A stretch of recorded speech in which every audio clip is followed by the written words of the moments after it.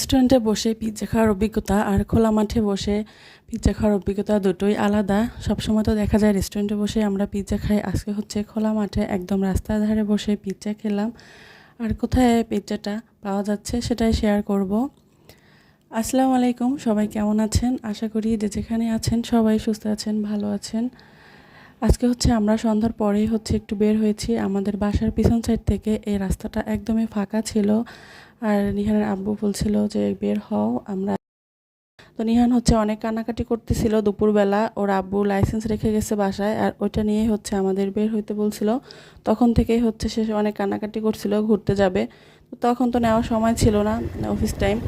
তারপর সন্ধ্যার পরে বের হয়েছি, আর নিহান এরকম বের হলে প্রথম পর্যায়ে একটু ঘুমাবে, পরে আবার সজাগ হয়, এজন্য ওকে পিছিয়েই নেই।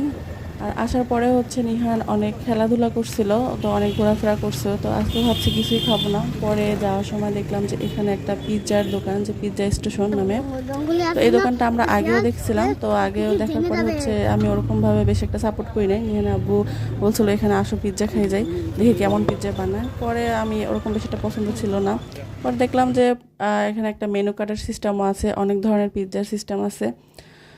ভাজার বা পিৎজার যে করে তাপ দেওয়ার যে সিস্টেমটা, এটাও কিন্তু খুবই সুন্দর ছিল। উপরে গ্যাসের আগুন দিয়ে তাপ দিচ্ছিল, আর নিচে এরকম একটা লাঠি দিয়ে তাপ দিচ্ছিল।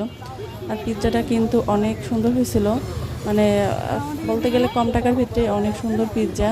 আর এই পিৎজাটা যদি কম টাকার ভিতরে খেতে চান তাহলে টাউন হল মোড়ে এখানে পিৎজা স্টেশন নামে একটা দোকান আছে। মানে ছোট একটা দোকান না, এটা খোলা মাঠের ভিতরেই। তো এখানে দেখলাম অনেক লোকজন আসছিল, আর মানে একদম অনেক ভিড় ছিল। প্রথম তো আমার বেশি পছন্দ ছিল না, পরে এত লোকজন যেহেতু খাইতেছে অবশ্যই ভালো হবে। তারপর নিজেও দেখলাম, একটু সময় দাঁড়াই আমরা, সিস্টেমটা অনেক ভালো ছিল, আর পিৎজার সব কিছুই অনেক ছিল, টেস্ট ছিল। তো খাওয়ার প্রথমে তারা এরকম একটা হ্যান্ড গ্লোভস দেয় যাতে পিৎজাটা হাতে না লাগে ওভাবে।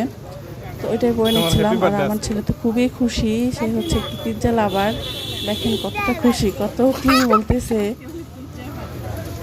তারপর এই তো পিৎজা খাওয়ার দাওয়া শেষ করলাম, যেহেতু এখানে অন্ধকার ছিল, ওরকমভাবে পিৎজা খাওয়াটা শেয়ার করা হয় নাই। তো পিৎজা খাওয়ার পরে আমরা এই তো বের হব। নিহানকে ওর আব্বু টাকা দিতে বলতেছে, তো সে টাকা দিয়ে একদম দৌড় দিছে, মানে মনে হচ্ছে তাকে কিছু বলবে এরকম।